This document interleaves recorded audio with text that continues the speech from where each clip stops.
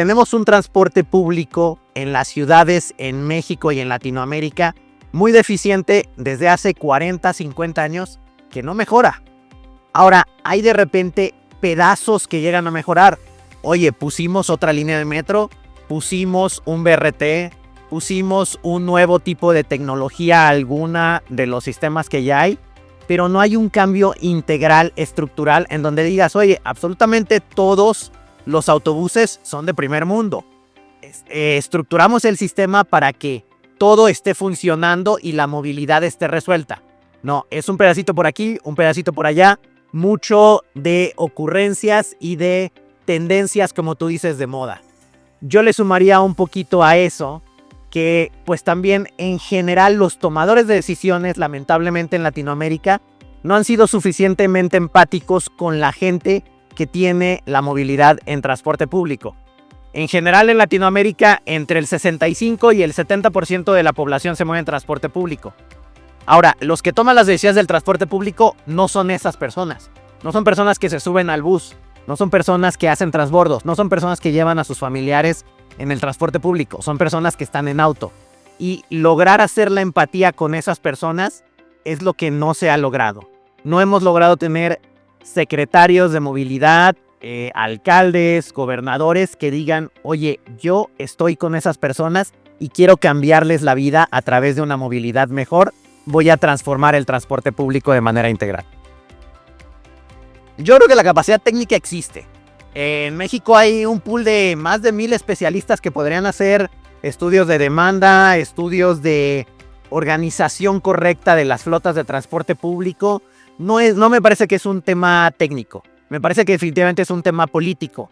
Ahora, tú mencionas el económico, que desde luego entra en la parte política. Oye, el presupuesto de los gobiernos no es infinito. Tiene un límite. Pero así como tú decides, oye, yo le meto dinero a salud, yo le meto dinero a educación, yo le meto dinero a seguridad, también los políticos tienen que aprender que le tienen que meter dinero a la movilidad. Históricamente en Latinoamérica el transporte público no le cuesta a las ciudades. Fuera de los que tienen metrobuses y metros, no les cuesta nada.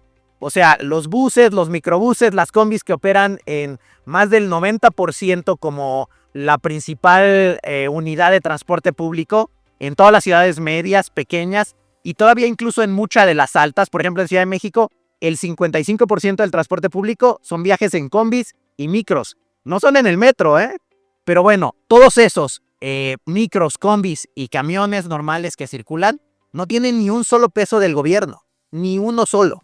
Entonces los gobiernos están acostumbrados a, yo no le gasto al transporte público. Oye, ¿para qué me metería yo a mejorar algo que hoy en día no me cuesta? Está mal, no funciona, la gente tiene malas experiencias, pero no me cuesta. Entonces no me meto ahí. E incluso la ciudadanía no se ha puesto a exigirle a los gobiernos, oye, resuélveme la movilidad, es tu responsabilidad. Porque todavía hay una nebulosa en donde pareciera que la movilidad es un problema de unos privados que operan el transporte público. No, los que regulan y los que tienen que ponerle dinero, ya sea subsidio por pago por kilómetro o de algún otro esquema, son los gobiernos. No hay ningún gobierno de primer mundo en donde no haya subsidio. La gente va a Europa, va a Estados Unidos y dice, oye, el metro carísimo, me costó 100 pesos, me costó 4, 6 dólares.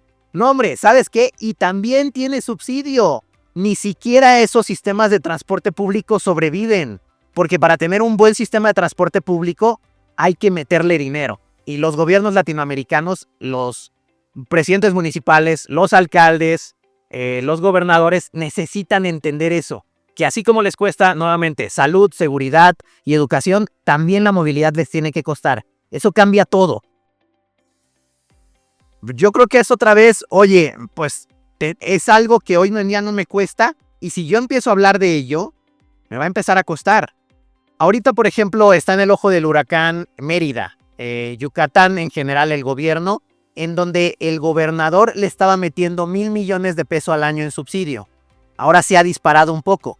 Oye, ¿que podría estar más bajo de lo que están diciendo? Sí, claro, pero definitivamente tiene que haber algo. Ahora, 1,000 millones de pesos es el primer estado que está poniéndole eso al transporte público colectivo. O sea, los buses que circulan, no al metro y metrobuses, es un tema aparte.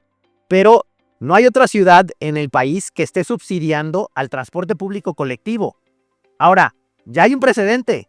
Ahora habrá otros que digan, oye, pues ya lo hicieron allá, pues lo tengo que hacer yo y tiene que permear eso. Pero van a tratar de aguantarlo lo más posible porque nuevamente los ciudadanos no los están criticando por eso. Están pensando que es culpa de los transportistas y no. Es culpa de que el gobierno no le mete dinero al transporte público. Yo siempre he planteado a lo largo de estos 20 años que llevo en movilidad y que hemos tenido acercamientos con diferentes gobiernos, que no hay un mejor esquema que el de pago por kilómetro. ¿Qué pasa actualmente? Oye, yo mando rutas a donde son negocio para mi transportista, porque para el transportista es un negocio. Hay mucha gente que dice, oye, deberían cobrar menos. Pues, para ellos es un negocio, ¿por qué deberían cobrar menos? Podrían cobrar menos si el gobierno paga un poco de esa tarifa, pero pues es un negocio. Entonces, ¿qué pasa con el pago por kilómetro? El pago por kilómetro te dice, oye, tú vas a empezar a circular la cantidad de veces que yo te diga. Entonces eso hace varios cambios bien interesantes. Número 1, hay colonias que no tienen muchísima gente como para llenar los buses. Entonces los transportistas dicen, a esa colonia yo no voy. Y pasa mucho más de lo que pensamos en México. Hay de repente colonias que viven con los mototaxis o de la gente que camina 2, 3, 4 kilómetros para llegar a una ruta de transporte público. Esas rutas no son rentables, porque si entra un micro, sale con 4 personas cada media hora, sale con 6 personas. No es, pero se llama sistema de transporte público, porque es un servicio público que se debe ofrecer. Entonces el gobierno tiene que decir, hasta esos lugares yo tengo que mandar. ¿Me va a costar más? Sí, me va a costar más, pero allá yo tengo que mandar. Yo permití que la gente viva allá. Yo hice mis planes gubernamentales para que la gente viva allá. Yo le tengo que ofrecer un sistema de transporte público. Sin pago por kilómetro eso no funciona. Cuando tú pasas a pago por kilómetro, tú le dices, oye, tú vas a entrar a esta colonia cada media hora con un bus a estas horas, estos días, y entonces tú le empiezas a ofrecer un servicio a la gente que no lo tenía. Número 2, como es un negocio, al igual que en los aviones, los transportistas siempre buscan que la gente vaya lo más apretada posible. Es un negocio. Si yo puedo meter 60 personas en un bus, voy a meter 60 en lugar de mandar 2 buses para que vayan 30 personas en cada uno. Ahí el pago por kilómetro empieza a hacer una diferencia porque tú le dices, oye, ya no vas a mandar 1, vas a mandar 2. Porque yo tengo un esquema en donde no pueden ir tan apretados, donde tiene que ser un servicio cómodo. Entonces yo le digo, oye, no, aquí en esta ruta no me mandas 1 cada 10 minutos, me mandas un bus cada 5 minutos, estas horas, en estos días de estos calendarios. Entonces el esquema de pago por kilómetro empieza a cambiar. Ojo, es bien importante que el pago por kilómetro funcione donde el gobierno recoge todo el dinero y después él lo paga y que haya penalizaciones. Tú le tienes que poner una serie de reglas al concesionario de decir, oye, tú aumentaste el límite de velocidad en este kilómetro, ese te lo pago a la mitad. Oye, resulta que el conductor no traía el uniforme, durante todas estas vueltas te descuento el 10% de esos kilómetros. Oye, resulta que se salió de la ruta, pues toda esa vuelta no te la pago. Entonces tienes que ponerte muy estricto, pero ya tú como gobierno tienes el control para poder exigir que el concesionario haga justo lo que tiene que hacer, porque tú le vas a pagar con base en eso. Si resulta que para el final de mes él se salió de la ruta un montón de veces y el conductor no hizo lo correcto, que no estaba en nómina, etcétera, pues le restas y le pagas menos. Entonces el concesionario ya se esfuerza por dar un servicio impecable para que le pagues completos sus kilómetros. Y un último punto de esto. Mucha gente dice, oye, cuando tú los vas a pasar al pago por kilómetro ya no se van a parar en las paradas. Tú puedes poner mecanismos para que eso suceda. Por ejemplo, en algunos lugares lo que hemos puesto es, oye, tienes establecidas las paradas cada 500 metros, te tienes que parar ahí, alto total. Puedes hacerlo de 1 segundo y arrancar, pero te tienes que parar. Digo, hay otros esquemas, hay muchos donde hemos aprendido que no es necesario, se para la gente. Hay otros donde tienen cámaras y si se ve por ahí en la cámara el parabrisas que hacen parada y que no se para, lo penalizas y fuerte. Entonces, hay esquemas para que esto funcione, pero el pago por kilómetro tiene muchas ventajas. Sin embargo, lo único que se requiere para hacerlo es el subsidio, porque sin subsidio no funciona el pago por kilómetro. El transportista es un negocio para él. Entonces, el objetivo no es llevarte lo más rápido de tu origen a tu destino es que para él sea un negocio. Y ojo, no está mal. Él no es el enemigo de la población. Él está buscando hacer un negocio. Pero el gobierno, sí, su responsabilidad es llevarte de tu origen a tu destino lo más rápido posible, de la manera más segura, de la manera más cómoda y con un costo razonable. Entonces ya ahí es donde empiezas tú como gobierno a decir, oye, pues tengo que tener orígenes y destino. Oye, esta ruta que antes iba de aquí a acá, resulta que funciona mejor si la hago de aquí a acá. O si antes se metía por esta colonia zigzagueando, pues ahora la paso directo. Hay personas que caminarán 100 metros más, pero va a ir mucho más rápido. O sea, ya se vuelve un rol del Estado de decir cómo tienen que moverse las rutas para que funcione mucho mejor para la población la movilidad en transporte público. Yo te diría que básicamente el tema del pago por kilómetro, lo muy importante es que puedas ser muy estricto con pagar menos si se violaron algunos de los compromisos que se habían adquirido por la ruta. Si no cumpliste con estricto apego a la normativa, la velocidad, las condiciones de la unidad, el servicio que da el operador, etcétera, se te penaliza. El riesgo es que la persona que decida eso pues pueda ser sujeto de corrupción.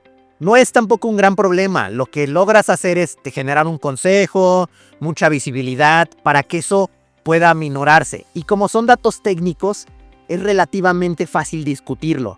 Porque estás diciendo, mira, aquí está el mapa donde te saliste de la ruta. Penalización. Oye, aquí está el video donde el conductor no iba en un estado conveniente. Penalización. Entonces, ese podría ser el mayor reto, que no haya corrupción ahí.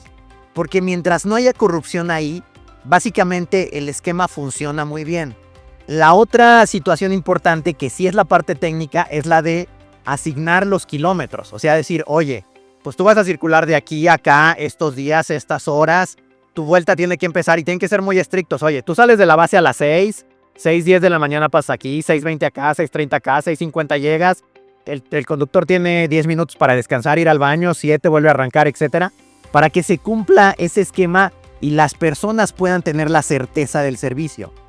Entonces, básicamente, si empiezas a ser así de estricto en la parte técnica, donde organizas bien y haces tus datos, oye, esta ruta los últimos 2 meses ha tenido una baja, pues igual y tenemos que modificar la ruta. Pero tienes que tener un órgano importante de gente técnica analizando cómo mejorar constantemente las rutas. Yo creo que ese es el mayor reto. Pero fuera del subsidio, que como dices, no es cosa menor hablar de ello, es lo más relevante, los otros me parece que son relativamente fáciles con respecto al subsidio.